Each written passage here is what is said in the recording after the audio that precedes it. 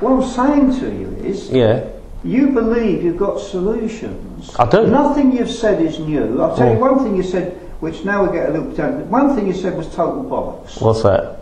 Right? Total bollocks. Go on. You said that guys who work at the airport, when they come in and someone's used their iconic vehicle, they should sort of give them the details about this is right, They nearly all fucking do it, mate. No, they don't. Oh, well, I'm telling you they do. I've never seen any evidence of it. Well, I'm telling you they do. I have lunch with about 30 airport boys at the Royal Oak. Not one of them do. Just chatting to them now on the way here. Iniquity itself. I'm surprised you hear yourself talk. Well, I'm telling you that I know plenty of guys. I've been talking to the. Well, give me some leaflets. I'll start giving them out. They do. They want that work back. So give me the leaflets, Bob. Why not got any? Let me finish. What you're saying is.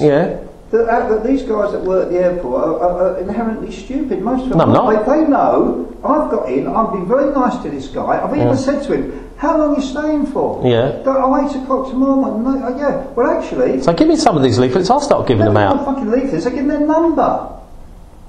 They know there's a likely chance. Now, here's the other point I wanted to make. You see, you're talking very small as a one cabin. I'm talking about an iconic 22,000 cabs out there on the road. I've never had a person get out of Paddington Station with their suitcases and look for the Addison Lee van. They get in my cab almost in tears because it's iconic.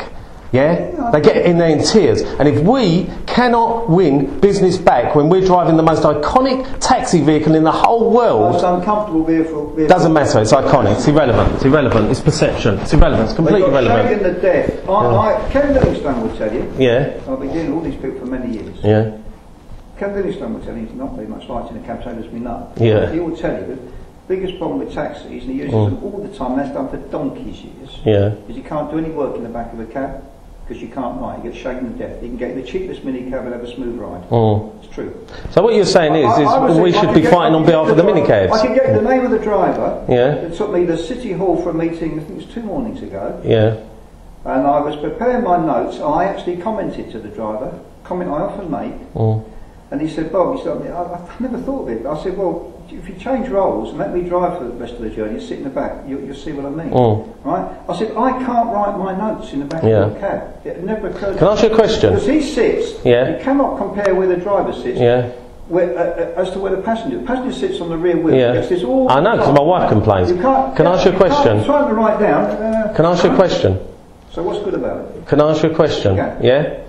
How do you know how you eat an elephant? With great difficulty. No, one bite at a time. And that's what I'm talking about here. And you've come with all this stuff about, I don't care that it's the most uncomfortable. I don't care it's the most uncomfortable vehicle in the world. I don't care that minicabs are reducing their costs. I don't care you can't work in the back of the cab. I'm talking about one small element that can be made that you can make a difference with, or we can make a difference with, and so on. And you're so frustrated with it. I'd never get. If I take something on, I always win. If I take something on, I always win. I'm frustrated with it, my friend, because everything you said sounds like a good idea, but none of it will work. None of it will work. But how can you say until we try it? You're not listening to somebody. No, you tried pickets on a picket line. I don't think that works. No, we've organised. When mobile phones came in, back a while now, we thought, oh, this might help. It was the worst thing that ever happened to the trade. So every bent taxi driver. But when it first came in, and you think, this will allow us to get in contact, which we tried to do. All we ended up with was a bidding war between what we were prepared to pay for the work and what the bloody minicabs were prepared to pay for the work. That's the reality of it. Now, I did the knowledge, right? And part of that, me getting my licence taxi, my licence, my badge, I can sit on any rank in London and apply for hire, can I not? I can't sit on the rank at the Marble Arch Thistle, for example, and apply for hire.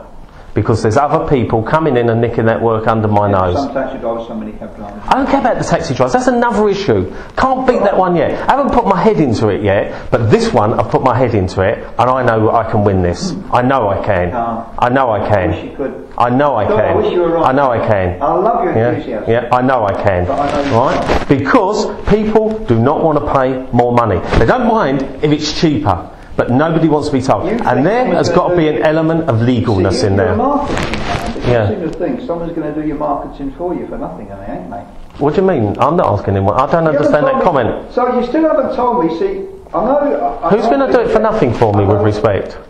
Who am I asking to do this for nothing for? How much are you going to pay the hotel to give you the work? I'm not going to pay him anything. No, you're not. I'm not going to pay him a penny. I know you're not. I'm going to tell the hotel that they've got two choices.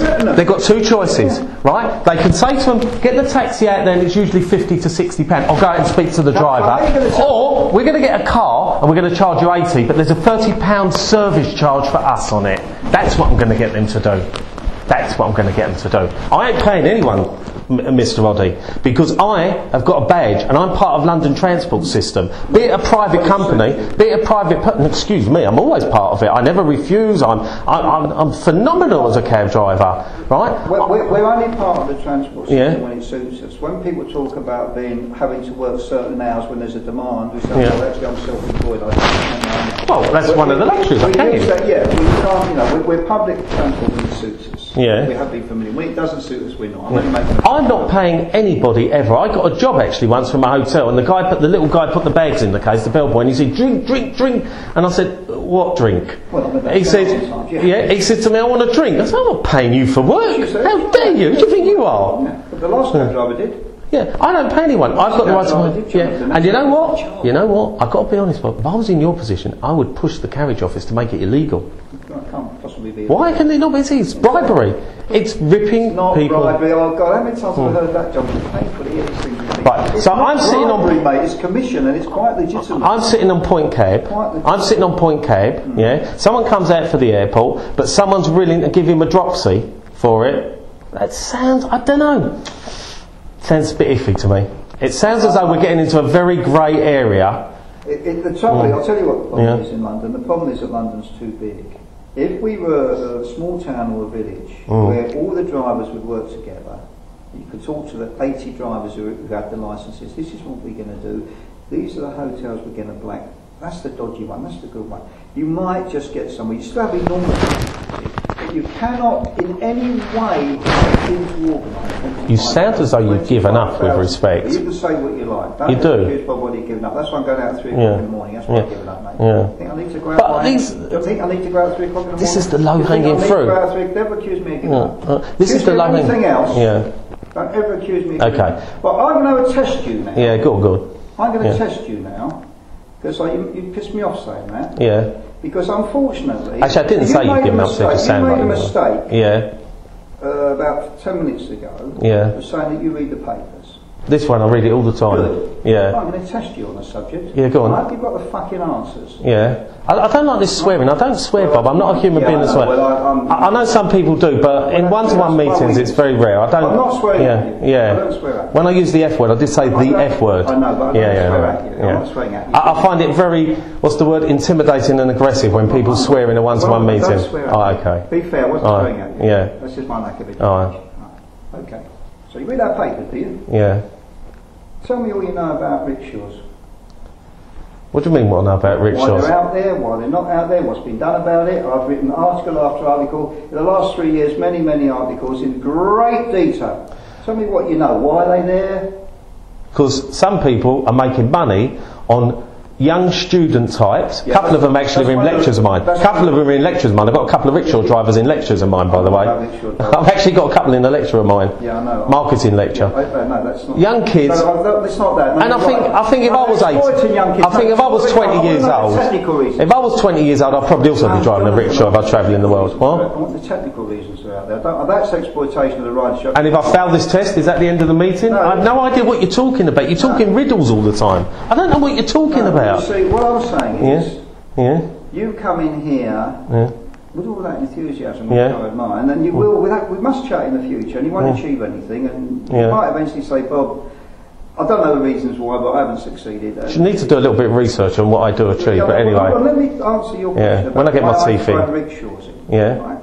Because you don't seem to want to accept all the points I've made about what has been done in the past and how it's failed immensely. No, but it doesn't mean you've got to give up. Don't use the word give up. That makes me angry. That might make me swear.